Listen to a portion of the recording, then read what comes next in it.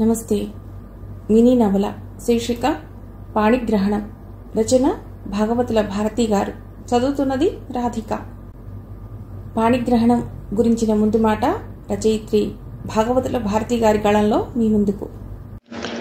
శ్రోతలకు నమస్కారం. పాణిగ్రహణం కథలు కథానికలు శ్రోతలను ఆకట్టుకుంటుందని అనుకుంటున్నాను. పాణిగ్రహణం అంటే పాణిని గ్రహించటము, వివాహ వ్యవస్థ అనే అంశం మీద రాయబడింది. ఇటీవల కాలంలో సార్వజనికంగా చాలా విడాకుల కేసులు వెలుగులోకి వస్తున్నాయి. కారణాలు చిన్నవైనా పెద్దవైనా పరిష్కరించుకోవడానికి కాస్త టైం కానీ ఓపిక కానీ ఉండటం లేదు అని అనిపించి ఇలా రాస్తే ఎలా ఉంటుంది అని ఈ కథ రాయటం జరిగింది. వ్యవస్థ ఆధారపడింది కుటుంబ వ్యవస్థ మీదే కాబట్టి దాన్ని చిన్నాభిన్నం కాకుండా చూడాల్సిన బాధ్యత అందరికీ ఉన్నది. అయితే ఎవరి సమస్యలు వాళ్ళకు ఉంటాయి. చిన్న సమస్య కావచ్చు, పెద్ద సమస్య కావచ్చు. ఎవరి సమస్యలను వాళ్ళు లేనప్పుడు ఇలాంటి కౌన్సిలింగులు, ఫౌండేషన్ల ద్వారా అయినా పరిష్కరించుకోవచ్చు. పాణిగ్రహం కన్సల్టెన్సీ అని ఒకటి స్థాపించి విరూపాక్ష అనే పాత్ర ద్వారా ఇలా ఒక కన్సల్టెన్సీలు ఉంటే సమాజానికి ఉపయోగపడతాయి అని చెప్పటం ఉద్దేశం. అన్నీ అలా పరిష్కారం అవుతాయి అని అనుకోలేము, అవ్వవు అని అనుకోలేము. కాస్త ఓపిక బట్టి సంయమనం పాటిస్తే సమాజంలో కొన్ని విడాకుల కేసులైనా తప్పించవచ్చు అనేది రచయితగా నా అభిప్రాయం. నా కథను ఆశీర్వదిస్తారని కోరుకుంటూ రాధిక గారికి మరొకసారి ధన్యవాదాలు తెలుపుకుంటూ ఈ కథపై మీ అభిప్రాయాన్ని తెలియజేస్తారని ఆశిస్తూ మీ Bhagavatula Bharati, Khammam. Thank you so much ma'am. నేను అడగగానే నాకు ముందు మాటను అందజేసినందుకు ధన్యవాదాలు భారతి గారు. ఇక కథలు పెడదామా? చిన్న చిన్న చినుకులుగా వర్షం మొదలైంది. బయటకు వచ్చి చూస్తే ఇంటి ముందు ఎండా వానలను తట్టుకోవటానికి నిలువుగా వేలాడదీసిన నీలం పట్టా మీద చినుకు జారి అక్కడే ఉన్న కుండీలోని చిన్న గులాబీ పువ్వు మీద పడి చినుకు పడినప్పుడల్లా పువ్వు అదోలా నవ్వటం ఓ ఆటలా అనిపిస్తోంది. ఓ తేటగీతి పద్యం మదిలో మెదిలింది. మధుర భావాల మంజుల రథమునెక్కి తరుణి మదిలోన యాసల తావులద్ది సాంధ్యకాంతుల హారతి సంతరించా రార చెలికాడ మజ్జీవన రమ్యవనికి. భావుకతతో చూస్తుంటే ఏదైనా పద్యమే, కవితే, ఏదైనా పాటే. ఈ సయ్యాటను కన్నార్పకుండా చూస్తున్న హంసమంజీరను ఏటి సంగతులు, నాతో మాట్లాడటం మానేసి ఏటో చూస్తున్నావు? మాటలు వినబడి వెనక్కు తిరిగి చూసింది హంసమంజీర. ఏం లేదే, సన్నని చినుకు గులాబీ మీద పడితే దాని కదలిక భలే తమాషాగా ఉంది. వలపు వడిలోని ప్రేయసి ప్రియుల సరాగంలా. కవయిత్రి మొల్ల కాదు మెల్లకన్ను పెట్టి పక్కపక్క నవ్వింది సాగరమేఖల. ఏం చేస్తున్నావు? ఉద్యోగాల వేట? అవునే, ఇప్పటికి 4 ఉద్యోగాలు మానేశా, కొత్తది వెతుకుతున్నా. ఎలా ఉన్నావే? నీ గురించే మా అందరి దిగులు. నా గురించెందుకు? నేను చూడు ఎంత ఉల్లాసంగా ఉన్నానో, ఎంత ఉత్సాహంగా ఉన్నానో, బద్రిలా ఫోజు పెట్టి చెప్పింది సాగరమేఖల. అన్నయ్య నిన్న ఫోన్ చేసి మన ఇద్దరి క్షేమ సమాచారాలు అడిగాడు. నాకు చేశాడు పిచ్చన్నయ్య. నేను బాగానే ఉన్నానంటే వినడే. అమ్మ కూడా దిగులు పడుతోందిట. అదొదిలే, ఇంకేమైనా విషయాలు చెప్పు. ఈయన గారికి ప్రమోషన్ వచ్చేటట్లుంది. ప్రమోషన్ మీద ట్రాన్స్ఫర్ కూడా అవుతుందా? ముందే చెప్పవే, నేను తట్టాబుట్టా సర్దుతా. ట్రాన్స్ఫర్ ఉండదేమో, అయినా ఇక్కడ బాగానే ఉందిగా. పరిచయాలు పెరిగినాయి, సహాయపడేవాళ్లు స్నేహితులు ఉన్నారుగా. మేం లేకపోతేనే. హంసమంజీరా అంది. ఊరికి అన్నా లేవే, తెగిన గాలిపటం లాంటి దాన్ని నేనెక్కడుంటే ఏమిటి? సాగరమేఖల మొహం వివరణమవటం హంసమంజీర చూసి, ఛా, అవే మాటలే. నువ్వేదో ధైర్యవంతురాలివని, ధీరవనితవని మా అందరికీ స్ఫూర్తి అనుకుంటూ ఉంటాం. సుగాత్రి, నేను. అన్నట్లు సుగాత్రి ఫోన్ చేస్తోందా? ఓసారి రమ్మనకపోయావా? చూసి చాలా రోజులైంది. ఇక్కడ తనకి పిల్లల చదువులు, వాళ్ళ ఆయన ఉద్యోగానికి పోతే ఇల్లు చూసుకోవాలి. అవునే, ఎవరి బిజీలు వారివి. కానీలే, ఇంటర్వ్యూకి టైం అయింది. కొత్త జాబ్తో సరికొత్తగా కలుస్తా. అమ్మ వాళ్ళకి ఫోన్ చేయి. నువ్వు ఫోన్ చేయమని తిడుతోంది. సరే, నేను వెళ్ళేస్తానే. మళ్ళీ వర్షం పెరిగితే ఆటోలు దొరకటము వెళ్ళటము కష్టమే. హ్యాండ్ బ్యాగ్ భుజానికి తగిలించుకుని బయటకు వచ్చి భుజం మీద చేయి వేసి చెప్పింది సాగరమేఖల. జాగ్రత్తగా పో. అని సాగరమేఖలను పంపి లోపలికి వచ్చి చలిగాలి లోపలికి వస్తుంటే తలుపులు వేయబోతుండగా ఫోన్ మోగింది. తలుపు సంగతి ఆపేసి ఫోన్ తీస్తే, అక్క ఏం చేస్తున్నావు? సుగాత్ర అడుగుతోంది. ఇది అడగటానికి ఫోన్ చేశావా? వెటకారం కాదు, మంచి కవితల పోటీ ఉంది. నువ్వు మంచి కవయిత్రివి కదా, పోటీకి ప్రయత్నం చేయి. ఇప్పటిదాకా ఏం చేస్తున్నావు? మళ్ళీ ఇదో ప్రశ్న. సాగరమేఖల వస్తే మాట్లాడి పంపా. కవితలు కథలు రాసే మూడ్ లేదు. ఇంతకీ ఏమంటుంది సాగరమేఖల? ఏమిటనే, దాన్ని చూస్తే బాధ అనిపిస్తుంది. దాని సంసారం నీ గురించి అడిగింది. నేను రమ్మని పిలవమంది. ఏం పర్వాలేదు, మనందరికన్నా తనే బాగుంది, నేను బ్రహ్మాండంగా ఉన్నా అని చెప్తోంది. నవ్వుతూ గలగలా మాట్లాడుతోంది. తనని చూస్తే సంసార లంపటంలో మనమే బాగుండలేదేమో, అదే చీకు చింత లేకుండా ప్రశాంతంగా ఉన్నదేమోననిపిస్తోంది. తెల్లవారితే అన్నిటికీ వెంపర్లాటేగా, పీకులాటలేగా మనకి. ఛా, అలా ఎందుకు అనుకోవాలి? ఒంటరిగా తను ఎన్ని సమస్యలు ఎదుర్కొంటోందో మనకు తెలుసా? ఇక్కడ గాంధీనగర్లో మాకు కూతవేట దూరంలోనేగా తనుండేది. వచ్చిపోతూనే ఉంటుందిగా. ఎప్పుడు అడిగినా నాకేం బ్రహ్మాండంగా ఉన్నా అంటుంది. నవ్వుతూనే కనబడుతుంది. మరి తను తీసుకున్న నిర్ణయం తన వెనుకే వెక్కిరింత అయిందనే విషయాన్ని దాచుకోవటానికో, నలుగురిలో నవ్వుల పాలు కాకూడదనో అలా ప్రవర్తిస్తుందేమో తెలీదుగా. అయినా ఎలా సంపాదిస్తోందో, ఖర్చులకు డబ్బులు ఎక్కడి నుంచి సమకూర్చుకుంటుందో మాత్రం చెప్పటం లేదు.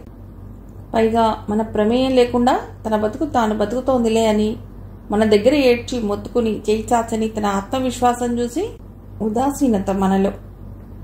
3 పిల్లల తల్లి. పిల్లలేమయ్యారో తెలీదు. దాని జీవితమే మిస్టరీ. తన జీవితం గురించి ఓ కథ రాయకూడదు? మనకు తెలియని విషయాలు తన జీవితంలో ఏమున్నాయో ఏం రాస్తాం? ఓ రచయిత అడిగే ప్రశ్న ఇది. యథాతథంగా రాయకపోతే ఊహించి రాయి, మొత్తానికి రాయి. ఫోన్ పెట్టేసి ఆలోచిస్తోంది హంసమంజీర. అలల తాకిడికి వరిసిన ఒడ్డును నురగల తరగల చిరుగాలి వణికిస్తుంటే వలపుల వరమేదని అడిగిన గోదారిని చుట్టేసి నిలేసిన సాగరమేఖల.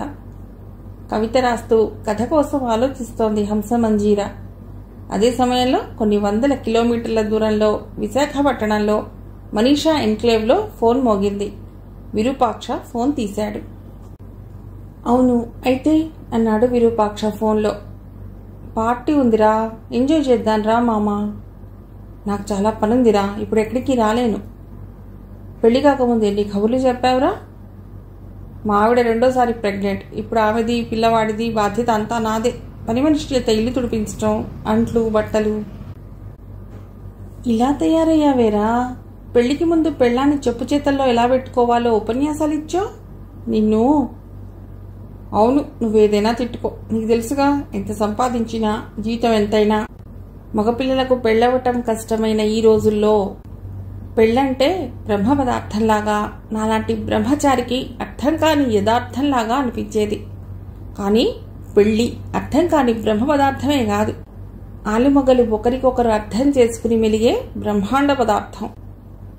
పెళ్లి కోసం వెంపర్లాడిన రోజులు గుర్తుంచుకోకుండా పెళ్లి తర్వాత ఇల్లు వాకిలి వదిలేసి, గర్భిణి అయిన భార్యను వదిలేసి ఇప్పుడు మందుపాటికి రాలేను నిష్కర్షగా చెప్పేశాడు విరూపాక్ష. మగజాతికి అవమానం తెచ్చావు కదరా. నేనే కాదు, నా కొడుకు కూడా చిన్న చిన్న పనులతో ట్రైనింగ్ ఇస్తున్నాను. బుల్లి బుల్లి చేతులతో నా వెనకే తిరుగుతూ వాడు పనిలో చేతులు పెడుతున్నాడు. ఎవరండి ఫోన్లో? అంది విరూపాక్ష భార్య. మా ఫ్రెండ్ చారుకేసి, మందు పార్టీ ఉంది రమ్మంటున్నాడు. రమ్మంటున్నారుగా, పోని వెళ్ళకపోయారా? అంది నీరసంగా. ఇదివరకు నేను ఒంటరిగాణ్ణి, ఎలా ఉన్నా ఎలా ప్రవర్తించినా అదంతా బ్రహ్మచారి లైఫ్. ఇప్పుడు వైవాహిక జీవిత బంధానికే విలువ. నాకు ఫ్యామిలీ తర్వాత ఎవరైనా. భార్య చాటు భర్తని కొంగున కట్టేసుకున్నానని తిట్టుకుంటారండి అంది భార్య పక్క మీద ఒత్తిగిలితో. విరూపాక్ష మనసు అటు ఇటు ఊగిసలాడింది. పెళ్లి కాకముందు బాధ్యత లేదు, ఎక్కడికి వెళ్లాలంటే అక్కడికి వెళ్ళిపోవటం. బాధ్యతలు లేని జీవితం కళ్ల ముందు మెదిలింది. అలాగే మాస్టారు చిన్నప్పుడు చెప్పిన పద్యం కూడా మదిలో మెదిలింది.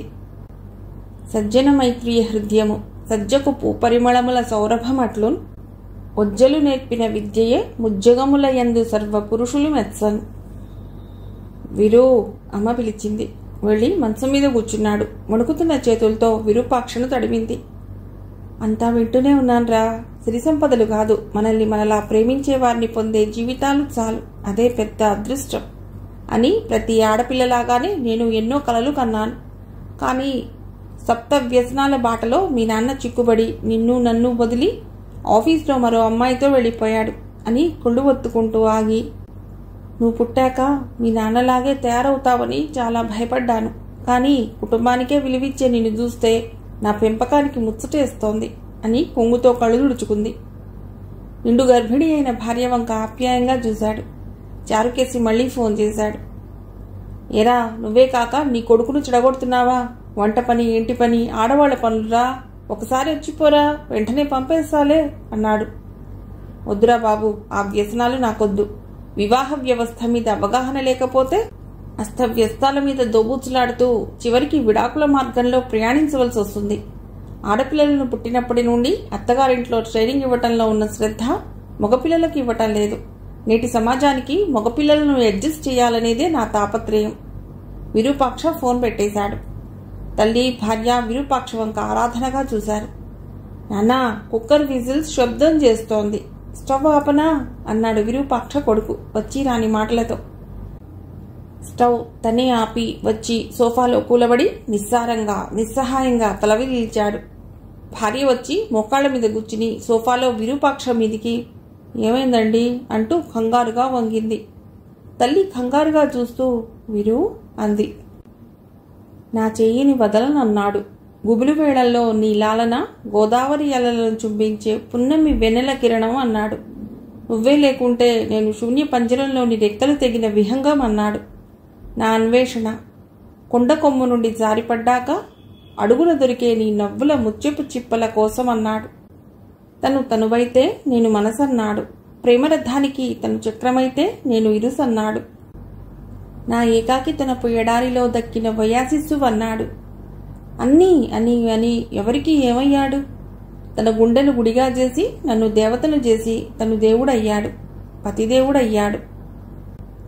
కవిత రాస్తుండగా బయట నుండి వచ్చిన భర్త మొహం వివర్ణమవటం చూసింది హంసమంజీర. కురిసి వెళ్లటానికి సిద్ధమవుతున్న మేఘం నలుపు రంగు విడిలి దూది పింజలుగా విడిపోయి పాలిపోయినట్లు అలుముకున్న ఆకాశాన్ని చూస్తున్నట్లు అనిపించింది.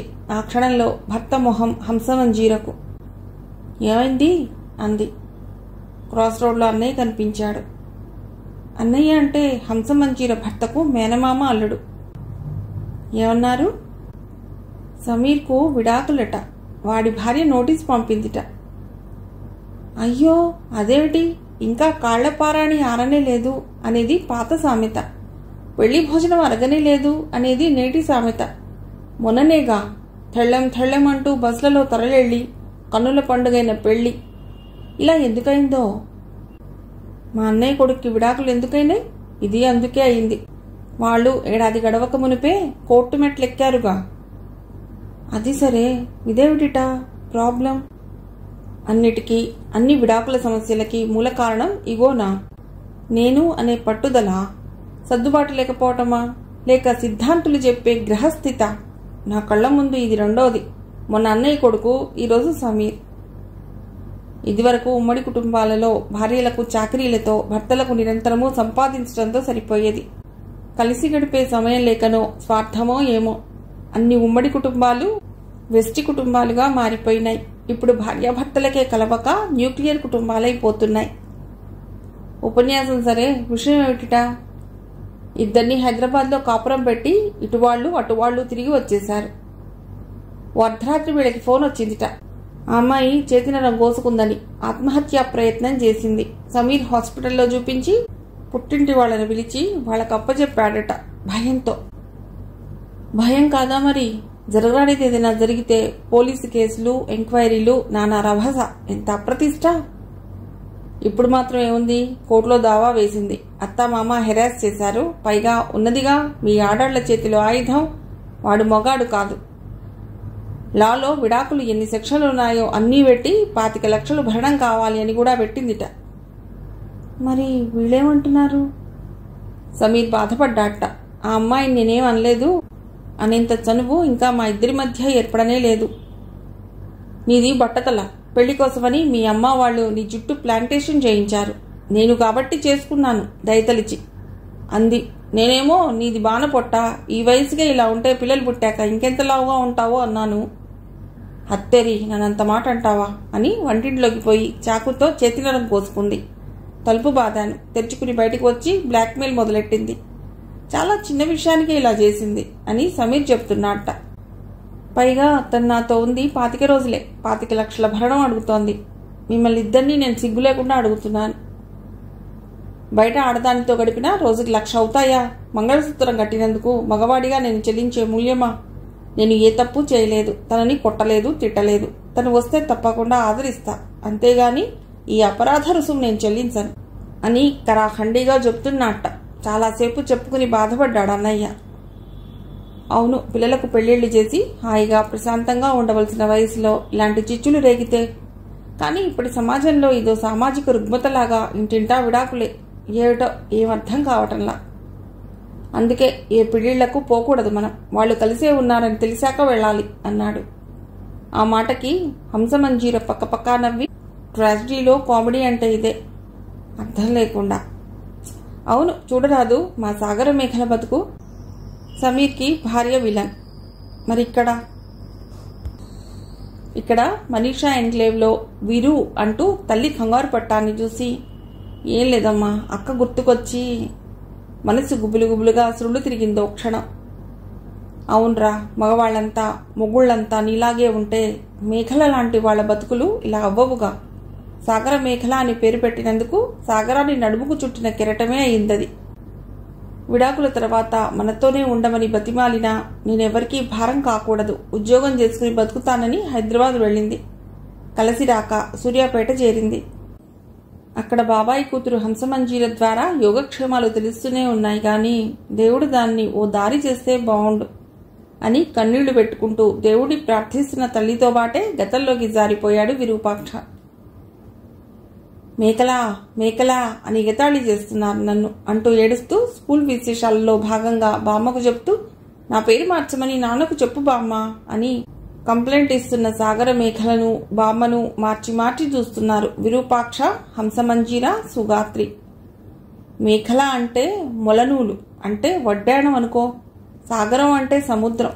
సాగర మేఘల చుట్టుకుని సురగంగ చీరగా మలుచుకుని అనే పాట వినలేదా? భారతీయతను చాటుతూ ఈ పాట రాశారు. దేశభక్తితోనే మీ నాన్న ఈ పేరు పెట్టాడే భడవా, పేరు మార్చుకోకూడదే అంది బామ్మ. పో బామ్మ, నువ్వెప్పుడు అంతే, ప్రతిదానికి ఏదో ఒకటి చెప్తావు, మూతి ముడిచింది మేఘల. అన్నయ్య చూడు, విరూపాక్ష అని శివుడి పేరు పెట్టుకోలా. పొండి, పోయి సత్రం దగ్గర బుద్ధుడి దగ్గర ఆడుకుని రండి. ఈ సెలవుల్లోనేగా మీరు ఆడుకునేది. ఈలోపు మీకు ఇష్టమైనవన్నీ వండి ఉంచుతాను. పరుగులెత్తుకుంటూ సత్రం అనబడే పార్క్ దగ్గరకు పరిగెత్తారు నలుగురు. కష్ట నష్టాలేవి తెలియని బాల్యం. నవ్వుతూ తుళ్ళుతూ అరమరికలు లేని లేత నవ్వుల బాల్యం. పెద్దవాళ్ళయ్యాక అవతల ఎన్ని పొడిదుడుకులు ఎదుర్కోవాలో తెలియని అమాయకపు బాల్యం. విశాలాక్షమ్మ, రామయ్య గార్లకు విరూపాక్ష, సాగర మేఘల పెద్ద కొడుకు పిల్లలైతే హంసమంజీర, సుగాత్రి చిన్న కొడుకు పిల్లలు. పిల్లల్ని పట్టణంలో చదివించి ఉద్యోగాలు రాగానే వాళ్ల దారిన వాళ్ళు వెళ్లిపోయినా పల్లెటూరి వాతావరణం, పైరుపచ్చల మధ్య ఉండే విశాలాక్షమ్మ, రామయ్య దంపతులు మాత్రం ఇక్కడే ఉండిపోయారు. పిల్లలు మాత్రం తల్లిదండ్రుల చేతిని వదిలిపెట్టని సంస్కారవంతులు. అప్పటి వరకు కాస్త సెలవులొస్తే చాలు పిల్లలతో సహా పల్లెకి రెక్కలు కట్టుకుని వాలిపోతారు. పల్లెటూరి వాతావరణం, సంస్కృతి, సాంప్రదాయం పిల్లలకు వాసన చూపిస్తూనే ఉంటారు. సత్రం దగ్గర ఏనుగుల బొమ్మల జారుడు బండ మీద జారుతూ అక్కడే అప్పుడే పూసిన కాగితపు బఠానీ పూలను కోసుకొచ్చి గద్దెపై ఉన్న బుద్ధుడికి పోటీలు బడి పెడుతూ ఎన్నో కబుర్లు కథలును అలసి సొలసి ఇంటికి వస్తే ఇద్దరు అమ్మల సాయంతో పిండి వంటలు వండి పెడితే తినేసి పెద్ద దొడ్లో జామకాయలు, సీమ చింతకాయలు కోసుకు తింటూ కొన్ని జేబుల్లో కుక్కుకుంటూ పెద్ద చెరులో పెద్దవాళ్లతో పాటు ఈతకు పెడుతూ అన్నీ ఆ పాత మధురమైన జ్ఞాపకాలు. సత్రంలో లైబ్రరీలో సాయంత్రం అయ్యేసరికి ఆకాశవాణి విజయవాడ కేంద్రం యువవాణి కార్యక్రమం, బావగారి కబుర్లు అంటూ ప్రసారమయ్యే రేడియో వార్తలు, ఇన్ని టీవీలొచ్చినా అద్భుతమైన జ్ఞాపకాలే. అన్ని రోజులు ఒకలా ఉండవుగా. పెద్ద జంట కీర్తిశేషులయ్యారు. చిన్న జంటలు పల్లెటూరులోని పొలం పుట్ర అమ్మేసి పట్టణంలో ఉద్యోగాల్లో స్థిరపడ్డారు. కానీ పట్టణం చేరాక విరూపాక్ష తండ్రి సప్త వ్యసనాలకు బానిసపటాన్ని విరూపాక్ష బాబాయ్ తట్టుకోలేకపోయాడు. అన్ని విధాలా నచ్చజెప్పాలనే చూశాడు. కానీ అవేవీ చెవిన పెట్టక ఓ రోజు ఆఫీస్లో వర్క్ చేసే అమ్మాయితో వెళ్ళిపోయాడు. తర్వాత భూమిదే లేడని కబురు. అప్పటి నుండి విరూపాక్ష తల్లే కొడుకుని కూతురు సాగరమేఖలను ఎంతో కష్టపడి పెంచుకొచ్చింది విరూపాక్ష బాబాయ్ సాయంతో. పిల్లలు చక్కగా పెద్ద చదువులు చదివి ప్రయోజకులయ్యారు. ఇక పెళ్లిళ్ళు. మన మేఖలకు చక్కటి సంబంధం కుదిరేటట్లు చూడనా విరూపాక్ష బాబాయ్ చెప్పాడు. కుర్రవాడెవరు, వివరాలు తెలిస్తే ఎంక్వైరీ చేయవచ్చుగా అడిగింది విరూపాక్ష తల్లి. సాఫ్ట్వేర్, ఢిల్లీలో ఉద్యోగం, సొంత ఊరు ఎర్రుపాలెం. మన కుటుంబంలాగానే తండ్రి లేడు, తల్లి ఉంది, తోబుట్టువులు లేరు, ఓ అన్నయ్య ఉన్నాడు. పెళ్ళయి అక్కడే స్థిరపడ్డారు. మంచి సంబంధం, కుదుర్చుకొస్తాను. మన అమ్మాయి బాగానే చదువుకుందిగా, కట్నం ఎంత అడుగుతారో. ఆడపిల్ల ఎంత చదువుకున్నా ఉద్యోగం చేస్తున్నా కట్నాలు లాంఛనాలు తప్పవుగా. సాగరమేఖలను చూసుకోవటానికి పిల్లివారొచ్చారు. తండ్రి లేడు కాబట్టి తల్లి రాకూడదనే ఆచారం ప్రకారం మేనమామ భార్య వచ్చారు. వస్తూ ఓ పురోహితుడి వెంటబెట్టుకొచ్చారు. ఇటువైపు తండ్రి లేడు. విరూపాక్ష, పిన్ని, బాబాయ్ వచ్చారు మాట్లాడటానికి. పిల్లవాడి మేనమామ, పిల్ల బాగుంది, చదువుకుంది, ఉద్యోగస్తురాలు, ఇంకేం శుభస్య శీఘ్రం. అయ్యగారు జాతకాలు సరిపోయాయంటారా అడిగాడు. అంటే అన్నీ బాగున్నాయి గాని జాతకాల్లో కొద్దిగా లేటుంది నీళ్లు నమిలాడు పంతులు గారు. మా రోజుల్లో ఇవన్నీ చూసి చేశామా పెళ్ళిళ్ళు. ఇవాళ రేపు ఇదో వంక వచ్చేసింది. జాతకాలు కలవలేదని మేనమామ పెళ్ళాం దీర్ఘాలు తీసింది. జాతకాలు కలవకపోవటం ఏం లేదండి, చిన్న లోపం అంతే, పేరు మార్చితే సరిపోతుంది. పంతులు గారు పంచాంగం తిరగేశాడు. విరూపాక్ష బాబాయ్ విరూపాక్షను బయటికి తీసుకుపోయి, పిల్ల, ఉద్యోగం, మిగతా లాంఛనాలు నచ్చినాయి కాబట్టి పేరు మార్చమని చెప్తే పోలా, మనం మాత్రం ఇంతకన్నా మంచి సంబంధం తేగలమా, ఆలోచించు వీరు అన్నాడు. నాన్న ఉంటే ఏం చేసేవాడో తెలీదు, అక్కకు ఓ అభిప్రాయం ఉంటుందిగా అడిగి, అక్క ఓసారి ఇలా వస్తావా? వచ్చింది. విన్నావుగా, అతడు నచ్చాడా, పేరు మార్చుకోవటం ఇష్టమేనా, మేమేదో పెళ్లి సంబంధాలు చూడటానికి కష్టపడిపోతామని రాజీ పడవద్దు, నీకిష్టమైతేనే, బలవంతం ఏం లేదు చెప్పాడు. మన మధ్యతరగతి కుటుంబాల్లో ఇంతకన్నా మంచి ఎక్కువ ఆశించటం, అందులోనూ నాన్నని పోగొట్టుకున్న మనం. నాకిష్టమే. మనస్ఫూర్తిగా చెప్తున్నావా అక్క? వంక పెట్టడానికి వేరే ఏం కనబడలా. పేరు మారిస్తే ఏమవుతుందిలే, సర్టిఫికెట్లలో నాన్న పెట్టిన పేరే ఉంటుందిగా. ఇష్టమేనని చెప్పాక చక్కగా పేరు మిళిందా అని మార్చారు. మేఖలకి సంబంధం కుదిరింది. పెళ్లి శుభలేఖలు పంచడానికి వెళ్లిన విరూపాక్ష మరో శుభవార్త మోసుకునొచ్చాడు. హంసమంజీలకు సంబంధాలు చూస్తున్నారట, బాబాయ్ చెప్పాడు. త్వరలోనే మనకు శుభలేఖ వస్తుందిలే అంటూ. పిల్లవాడు ఇంజనీరింగ్ కాలేజీలో లెక్చరర్ట. పోన్లేరా, మీ నాన్నగారుంటే ఎంత సంతోషించేవారో. నీకు కంపెనీ హెచ్ఆర్గా ఉద్యోగం వచ్చేటట్లుంది. అన్నీ శుభవార్తలే ఆనందపడింది విరూపాక్ష తల్లి. అవును, అటు హంసమంజీరా చెల్లెలు సుగాత్రి బాగానే చదువుతోందనుకుంటా.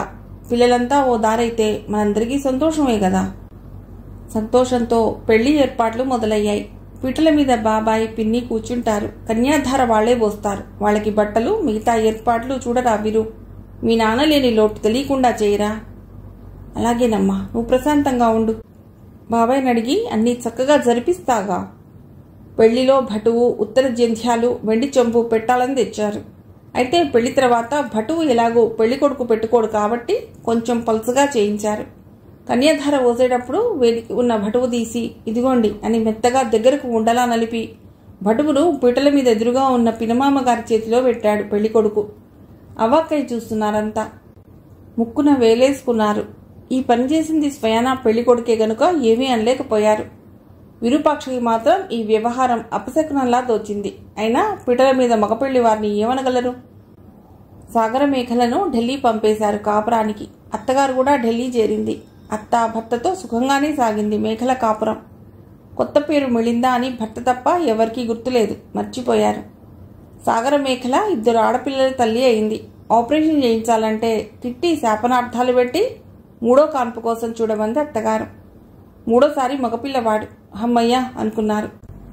కానీ తల్లిని, భార్యను, 3 పిల్లలను పెంచి పోషించటం భర్తకు తలకు మించిన భారమైంది. భర్త, నిన్ను, నీ పిల్లలను కూర్చోబెట్టి మేపటం నా వల్ల కాదే అని తరచూ అనటాన్ని గమనించిన సాగరమేఖల, ఏమండి, నేను జాబ్కెడతాను అంది. నువ్వా? మరి ఇల్లు? పిల్లలు స్కూల్కి వెళ్లే వయసే కదండి, వాళ్ల పనులు వాళ్ళు చేసుకుని వెళ్ళటం నేర్పుతానండి. ఇక ఇంటి పని, వంట పని నేనే చేసుకోగలనండి. అత్తయ్య గారు పెద్దవారు అవుతున్నారు, మందులకి, పిల్లల ఫీజులకి కలిసి వస్తుందండి. ఉద్యోగం చేయడానికి భర్తను, అత్తను ఒప్పించి బాధ్యతల బ్యాగ్ భుజానికి తగిలించుకుని ఆఫీస్కి వెళ్ళింది. అన్నీ సవ్యంగా జరిగితే ఇక దైవం ఎందుకు? ఆఫీసర్ రుక్మాంగదకు సాగరమేఖల పనితీరు, ఏకాగ్రత, క్రమశిక్షణ నచ్చాయి. ఏ పనైనా నిజాయితీగా చేస్తుండే మేఘల మీద తెలియని అభిమానం ఏర్పడింది. ఏ పనినైనా మేఘల గారు అని ఆమెకే చెప్పటం, మాటిమాటికి ఆమెని రూంలోకి పిలవటం, అర్ధరాత్రి దాకా పని చేయించుకోవటం, తాను కూడా పని నెపంతో ఆఫీస్లోనే ఉండిపోవటం, ఆదివారాలు కూడా పని నెపంతో ఫోన్ చేసి పిలిపించటం, ఇవన్నీ అందరూ గమనిస్తూనే ఉన్నారు. ముఖ్యంగా అత్తగారు. అర్ధరాత్రి దాకా ఆఫీసులో ఏం పని, ఆదివారం కూడా ఏం పని అని నిలదీస్తుంటే అటు ఆఫీసర్కు చెప్పలేక, ఇటు అత్తగారికి చెప్పలేక సతమతమైపోతోంది. భర్త కూడా ఆ ఉద్యోగం మానే, వాడెవడు అర్ధరాత్రి కూడా తోముతున్నాడు, ఆఫీస్ పనేనా ఇంకేదైనానా? ఏమండి, ఇంకో ఉద్యోగం చూసుకునే వరకు చేస్తానండి. మీ ఒక్కరి సంపాదనతో ఇల్లు గడవాలంటే ఎన్ని అవసరాలున్నాయి. కొత్తగా చీటీలు కడుతున్నాగా, అవన్నీ ఎలాగండి? సర్ది చెప్పాలనే చూసింది. అటు ఆఫీస్ పని ముగించుకుని ఇటు ఇంటికి కావలసిన సరుకు, సరంజామా కొనుక్కుని ఓవైపు పిల్లల అవసరాలకు అత్తగారి మందులు, మాకులు మొత్తం సమకూర్చుకుని వచ్చేసరికి రాత్రి చాలా లేట్ అయిపోయేది. వీటిలో ఏ ఒక్కటి తెమ్మన్నా భర్త, నువ్వు ఆఫీస్ నుండి అటేగా వచ్చేది, నువ్వే తేవచ్చుగా అనేవాడు. ఇంత మానసిక ఒత్తిడిలో ఈ ఉద్యోగం అవసరమా అని అనిపించినప్పుడల్లా పిల్లల భవిష్యత్తు, ఎన్నో అవసరాలు కళ్ల ముందు కదలాడేవి. ఇంత చేసిన భర్త, అత్తగారి మాటలకు మనస్సు గాయపడేది. ఓ రోజు భర్త తప్పతాగి ఇంటికొచ్చాడు. ఎప్పుడూ లేనిది ఇదేమిటండి ఈ అలవాటు? నీలాంటి పెళ్ళా ఉంటే ఏ మొగుడైనా ఇంతే. మీ బాస్కి నీ అందాలన్నీ చూపించావా? నీ చుట్టే తిరుగుతున్నాడు. ఏమండి, నేను 3 పిల్లల తల్లినండి, నాకు అందాలేమిటండి? చి నోర్మయ్, అలా బయటికి వెళ్ళావో లేదో మీ ఆఫీస్లో పనిచేసే సరోజ మొగుడు ఏం కూశాడో తెలుసా? నేను నీతో బిజినెస్ చేయిస్తున్నానట. ఇంతకన్నా దారుణమైన మాట ఉంటుందా? సరోజ తన భర్తతో ఏమీ చెప్పలేకపోతే అతడు నాతో అలా ఎందుకంటాడు చెప్పు? మేఘల చెంప పెళ్ళుమని పగిలింది. కళ్ళు సాగరమే అయ్యాయి. ఎర్రబడిన కళ్లతోనే ఉద్యోగానికి రాజీనామా ఇవ్వటానికి వెళ్ళింది. ఆఫీసర్, అయ్యో అదేమిటండి, మీలాంటి టాలెంటెడ్ పర్సన్ ఉద్యోగం మానేస్తే మాకు ఎంత బాధగా ఉంటుంది. బాధపడ్డాడు. కన్నీళ్లు ఆపుకోలేకపోయింది. కళ్ళు తుడుచుకుంది. అయ్యో మేఘల గారు, ఏమైనా ఇబ్బందా అంటూ ముందుకు వంగాడు. ఫ్లాష్ వెలిగింది. ఎవరో ఫోటో తీశారు. కంగారుపడి బయటికి రాబోతే తలుపు బయట లాక్ చేసి ఉంది. హలో, ఎక్కడున్నారు? మీరెవరు? నేను మీ ఆవిడ సాగరమేఖల పనిచేసే ఆఫీస్లో పనిచేసే వాచ్మెన్ని. ఒక్కసారి ఆఫీస్కి రాగలరా? ఇప్పుడా? నేనెందుకు? మీ ఆవిడ ఆఫీసర్తో నడిపే భాగవతం కళ్ళారా చూపిస్తా. నో, నేను నమ్మను. నమ్మలేదు కాబట్టే చూపిస్తామనేది. ఎందుకైనా మంచిది ఓ పెగ్గు వేసుకుని రండి. ఈ ఘోరం మీరు చూడలేరు. ఫోన్ పెట్టేసి ఎదురుగా ఉన్న క్లర్క్ సరోజకి బొటనవేలు పైకెత్తి థమ్సప్లా చూపించి నవ్వి ఆమె ఇచ్చిన నోట్లు జోబులో కుక్కుకుంటూ నవ్వాడు. ఆడదానికి ఆడదే శత్రువు అని ఇంకోసారి రుజువైంది. ఎక్కడి నుంచి ఊడిపడ్డాడో సాగరమేఘల మొగుడు. అతడు నిజంగానే తాగొచ్చాడు. అతడి రావటం చూసి తలుపులు తాళం తీశారు. ఆ తర్వాత అక్కడ జరిగిన భీభత్సకాండ చూసేవాళ్లకి చూడ వినోదం, చెప్పుకునే వాళ్ళకి చెప్ప వినోదం. నలుగురిలో ఇంత అవమానం జరిగాక సాగరమేఖల ఆత్మహత్యకు పాల్పడింది. స్పృహలేని స్థితిలో ఉన్న సాగరమేఖలను హాస్పిటల్కి తీసుకొచ్చాడు విరూపాక్ష. అనుమానాస్పద ఆత్మహత్యా ప్రయత్నం, అపస్మారక స్థితిలో అతివ, పేపర్లో ఘోష, పోలీస్ కేసు అయింది. ఆమెను స్పృహలోకి తేవటానికి 4 రోజుల పాటు శ్రమించారు డాక్టర్లు. గవర్నమెంట్ హాస్పిటల్లో పడిగాపులు పడి కూర్చున్నాడు. తల్లి కంటికి మెంటికి ఏకధారగా ఏడవటం చూడలేక హాస్పిటల్లో ఉండనీయక తెలిసిన వాళ్ళింట్లో ఉంచేశాడు. పోలీస్ ఎంక్వైరీలో ఆఫీస్లో ఎవరు ఇది ఫ్యామిలీ గొడవ అని సాక్ష్యం చెప్పడానికి నిరాకరించారు. సాగరమేఖల మాత్రం తప్పంతా నాదేనండి, ఆయన్నేం చేయకండి, ఆయనకు ఏ పాపం తెలియదండి అని వాంగ్మూలం ఇచ్చింది. అందరూ అవాక్కయ్యారు. అక్క బతికిందిగా చాలు అంటూ సింపుల్గా కేసు క్లోజ్ చేయించాడు విరూపాక్ష. హాస్పిటల్లో ఏంటక్క ఇదంతా కన్నీళ్లతో అడిగాడు. జీవితం రా, నేను లేక ఆయన జైలు పాలైతే పిల్లలు అనాథలవుతారు. పైగా పోలీస్ కేసులు, కోర్టు కేసులు ఓ పట్టాన తేలుతాయా? ఎందుకు, ఎలా, ఎవరి వల్ల జరిగిందో తెలుసుకుని వాళ్ళ చెంపలు పగలగొట్టి నిజం నిరూపించగలిగితే బాగుండేది కదక్కా, నేను సహాయపడేవాణ్ణిగా అన్నాడు. నిజమే, కానీ ఓ అనుకోని సంఘటన జరిగినప్పుడు జీవితం నాశనమైందే అనే మానసిక ఒత్తిడిలో ప్రతి మనిషి వేసే రాంగ్ స్టెప్ ఆత్మహత్యా ప్రయత్నం. నేను అతీతురాలనేం కాదు, నిజం నిలకడ మీదే తెలుస్తుందిలే, ఆయన తెలుసుకోవాలి. ఇన్నేళ్ల కాపురం, సాక్ష్యాలు ఆధారాల మీద నిలబెట్టుకోవాలా? కట్టె వంకర పొయ్యి తీరుస్తుందని కాలమే తీర్పు చెబుతుంది. కానీ పశ్చాత్తాపడుతున్నాను. ఎందుకు? ఆత్మహత్యా ప్రయత్నం చేసినందుకు. బ్రతికి ఉంటేనే కదా నేను నిరపరాధిని నిరూపించుకునేది. నేను లేకపోతే లోకం వేసిన నింద నిజమనేగా. మరి ఇంత తెలిసిన దానివి. బతుకుతా, బతికి చూపిస్తా. చావు బతుకుల మధ్య కొట్టుమిట్టాడిన సాగరమేఖలను బతికించి ఇంటికి తీసుకురావటానికి విరూపాక్ష పడిన తపన, అందులోని అతడి పాత్ర చాలా క్లిష్టమైంది. ఈర్ష, అసూయలు మేనేజర్కి ఆమె అంత దగ్గరవ్వటం భరించలేని కొంతమంది రాజేసిన అనుమానపు అగ్గి ఓ కాపురాన్ని కూల్చేసింది. కానీ ప్రాణాలతో బయటపడ్డ సాగరమేఖల భర్తకు ఫోన్ చేసింది. ఏమండి, 3 పిల్లల తల్లిని ఇలా నడి రోడ్డున పడేసిన కారణాలు తెలుసుకోండి. ఆఫీస్లో వాచ్మెన్ దగ్గర నుండి ప్రతి ఒక్కరిని వాళ్ళ భాషలోనే అడిగి చూడండి. నేను నిరపరాధిని అని మీకు అనిపించినప్పుడే, మీరు పిలిచినప్పుడే మళ్లీ తిరిగొస్తా. భర్తతో బంధం వదిలేసి పుట్టింటికి వచ్చింది. అప్పటికి విరూపాక్షకు చదువు పూర్తయి పెళ్లి చూపుల ఏర్పాట్లు జరుగుతున్నాయి. ఎంతో ఉత్సాహంగా పెళ్లి కార్యక్రమాల్లో పాల్గొనాలని ఉన్నా మనసుకు తగిలిన గాయం గుండెల్లో సూదుల్లా గుచ్చుతుంటే ఏదో వెలితిని పూడ్చుకోవటానికి అన్నట్లు నవ్వు పులుముకుని నటిస్తూ పెళ్లిలో తిరుగుతోంది. కానీ చుట్టాలు మాత్రం ఊరికే ఎందుకు వదులుతారు? క్యారెక్టర్ మంచిది కాదని మొగుడు వదిలేశాడటగా. మరి పిల్లలు అక్కడే ఉన్నారా? తెచ్చుకోకపోయిందా? వాళ్లలో ఒక్క పిల్లనన్నా తెచ్చుకోకపోయావుటే నీకు ఉపయోగపడేవాళ్లుగా. మొహం మీదే అడుగుతూ సూటి పోటీ మాటలతో గుచ్చి గుచ్చి పారేశారు. పెళ్లితంతు పూర్తి కాగానే ఈ ప్రశ్న విరూపాక్ష అడిగాడు. పిల్లల్ని తీసుకురమ్మంటావా అక్క అని. తెచ్చి నేను ఎలా పోషించగలనురా? సాగరమేఖల ఏడ్చింది. మేమంతా లేమా, అందరం కలిసి. వద్దు వీరు, వాళ్ళని తెచ్చి పోషించలేక భరణం కోసం కేసు వేసి మళ్లీ ఆయనే పోషించి వాళ్ల పోషణ ఎప్పుడైనా ఆయనదే కదా. అక్కడే ఉంటారు, వాళ్ల బామ్మ ఉందిగా, చూసుకుంటుంది. నువ్వుండగలవా వాళ్ళని వదిలి? ఏం చేయమంటావు? తాదూరకంతలేదు, మెడకో డోలని. నేను మళ్లీ తేరుకుని ఉద్యోగం చేసుకుని స్థిరపడాలిగా. నువ్వు కొత్తగా పెళ్ళైన వాడివి. నీ భార్య ఎన్నో కలలతో నీ జీవితంలోకి వచ్చింది. కాపురానికి రాగానే నేను, నా పిల్లలు ఆమెకు గుదిబండలు కాకూడదు. అమ్మను నీకు నీ పిల్లలకు తోడుగా ఉంచుతాను. మధ్యలో నేను చూస్తూ ఉంటానక్కా.